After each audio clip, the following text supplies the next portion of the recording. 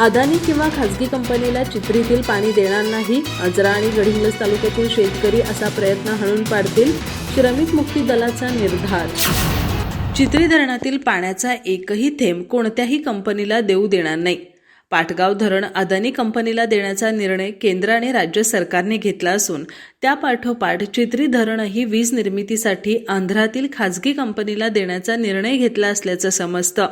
हा प्रकल्प सिंचन प्रकल्प असून आजरा आणि गडिंग्लज तालुक्यातील शेतकऱ्यांचाच त्यावर पहिला हक्क आहे. शेतकऱ्यांच्या हक्काचं हे पाणी भांडवलदारांच्या घशात घालण्याचा हा प्रकार आहे. शासनाचा हा प्रयत्न आजरा गडिंग्लज तालुक्यातील शेतकरी हाणून पाडतील.